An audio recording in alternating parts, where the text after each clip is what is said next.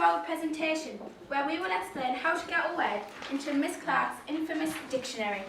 The word we are going to put into Miss Clark's infamous dictionary is egglenuffle. The meaning of egglenuffle is confusion and annoyance, which relates to the actual word which we were confused by. Here are some examples of how to use the word egglenuffle. Go left. Go right, go forward. I am so egglenuffled. At the English department at Manor College of Technology in Hartlepool, students are encouraged to get involved with their learning.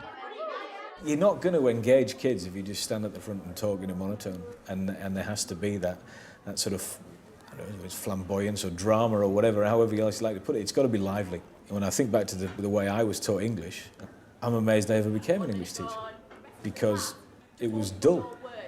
And I think anybody who comes to this school and gets taught English certainly couldn't say it was dull. The school's in an economically and socially deprived area, with above-average numbers of free school meals and special educational needs. Enthusing pupils to learn can be tough, so teachers welcomed the creative flexibility of the new curriculum. So, learning objectives for today then, to show our skills of writing to argue through drama. Can somebody tell me who the man with the yellow face is? Go on, Robin. He's like good looking at first, and then these boys, they drop like a concrete block on the train, and then he ends up like with third-degree burns. Excellent, yeah, he ends up with third-degree burns. We started off looking at The Man with the Yellow Face, which is a short story by Anthony Horowitz. Although it's a critical reading unit, I like to not just focus on the reading elements, I like to bring the writing elements in as well. And one of the writing triplets is writing to argue. So I brought that in and I thought, well, what's the best way of showing that you can argue? And I thought, well, a courtroom drama. And then I thought, oh, well, how could I maybe put any characters in that courtroom drama scenario? And I thought, obviously the boys, so I thought they did really well with it. If we can just welcome our defendants, we have Peter and Connor. If the defence would like to stand forward and please explain the case. Last week there was a bad case as Simon was on his way back from holiday with his auntie and uncle, and he was badly injured in a case. But in my defence, I think this was an accident, and these did not mean to do it. All right. Obviously, I do a lot of guided learning, but I want them to be able to do it themselves. And this was one of the reasons I got this argument, because they'd actually come up with the arguments by themselves, then as pairs, then as groups. And I thought it's taken on other people's opinions and being able to work with them. Because I don't want them to become these kind of the learners that just kind of accept what you say. I want them to start arguing. I want them to start challenging other people's points of view so they can move forward themselves with their learning. If you want to go out with your mates somewhere, you don't go to a train track. Yeah, but they could have been a poor family though, so they might not afford a bus to get there or anything. Maybe there was nowhere else to go. Maybe they were just trapped in the train track. I understand what you're saying, and I realise that obviously I understand that there isn't very much for young people to be doing. But then when they actually get there, why did they do that? Does anyone want to ask actually the defendants in the first place, well, why did they want to do that? Why did you decide to throw concrete on the train track? We were passing the bridge and we started walking. We seen this concrete block. We thought it would have been dangerous, and we didn't know that the train track was still used, so that we threw it on the train track. So now what we're saying is that he was protecting other people that might go along that road. By moving those blocks, he was protecting people. It is just a horrible, horrible accident for this to have happened. I think the new curriculum has given us more of a leeway to kind of be more creative. I've found it's far more exciting and they're getting more out of it. I feel like today's lesson for the Year 7, for example, they've shown the writing to argue. They've shown things that some my Year 11s last year couldn't have done because they've actually had a chance to get up and do it. The jury, if you would like to speak to each other and quickly come up with a decision. If they left it in the middle of the road, then it would have killed loads more people. Lauren, please. I think they're not guilty because they could have harmed more people. Thank you. Well done. I'm impressed with the way you have argued. And well done to the defence. Yeah! Well done. Reading and writing were always big parts of Key Stage 3. Speaking and listening had never been formally assessed in Key Stage 3 or in Key Stage 2. And to that end, I think in a lot of schools it was probably neglected. We identified it as a weakness when we came here. So it's always been part of our plan to try and develop the kids' skills in that area. I think we are noticing a big change. The insistence on a more creative and more different approach to teaching is encouraging that. As you can see, came in here this morning and this was in the middle of my room. I want you to help me find out why he's there, how he ended up in my room, and exactly why he's ended up in this sorry state.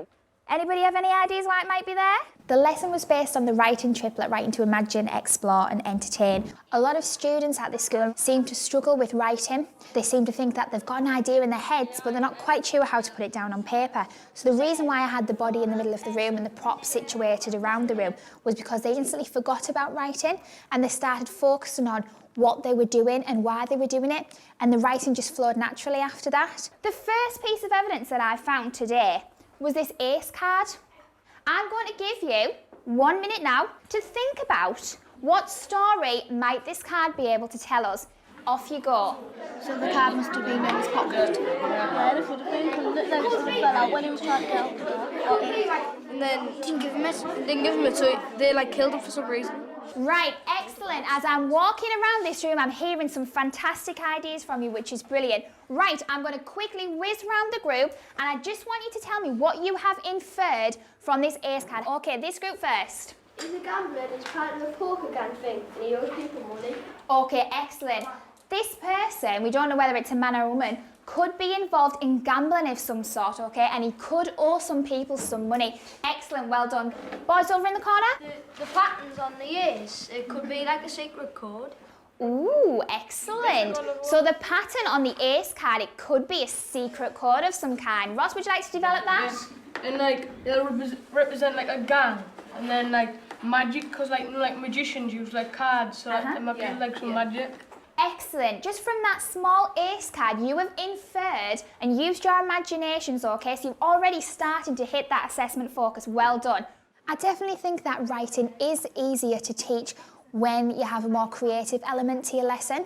I find that when I was at school, there wasn't a lot of creativity within some of my lessons. Luckily for me, I was a good writer, so that I didn't stumble across that, but not all children are like that. So you've got to make sure that your lessons are engaging, they're interesting, they're thought-provoking. Otherwise, we're never going to get the children to write. So it's essential that we give them the stimulus for them to be able to go away and to feel confident and comfortable about writing. You have 15 minutes to plan an imaginative story around your piece of evidence.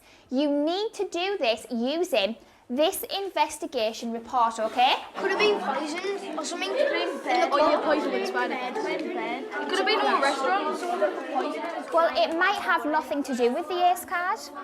Remember, that could just be a piece of evidence that fell out of his pocket. This could be a completely different story.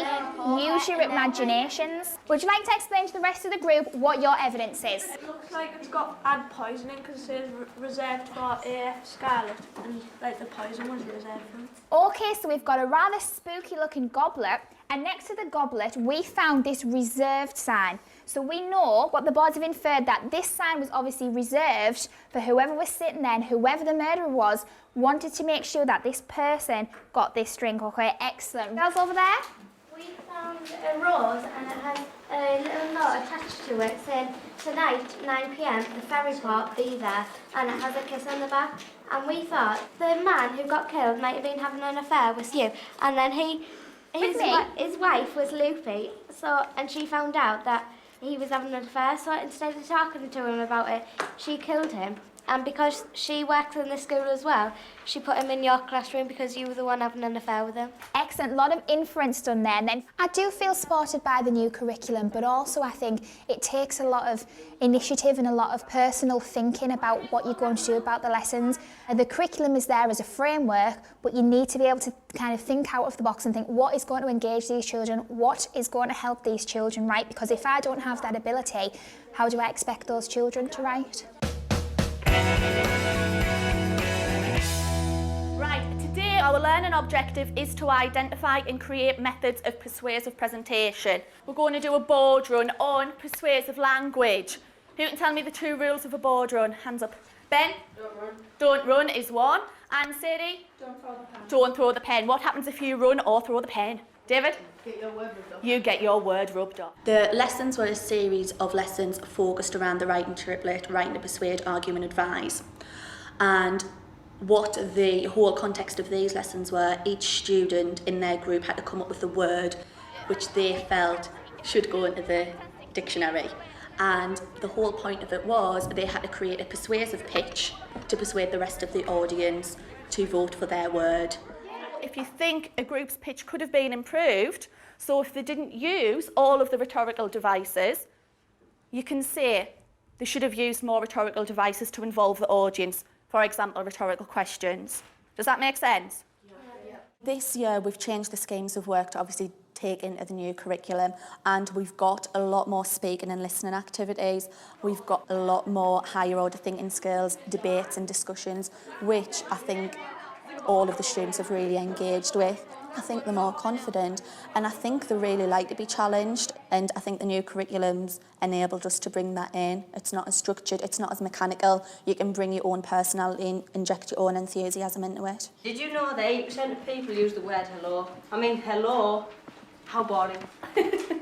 Our new word is amazing, fantastic and brilliant. It's Singapore. These are some examples of how our word can be used. Gangsters. Zigabong, dog. What does that mean, dog? Hello, dog. Does it really, dog? Yeah, dog, like hello, dog. Yeah. Zigabong.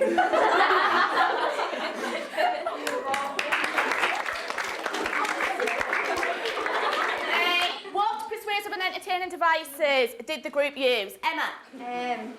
Opinion is fact. Opinion is fact. Good. Melissa? Emotive language. Emotive language. Fantastic. Rachel?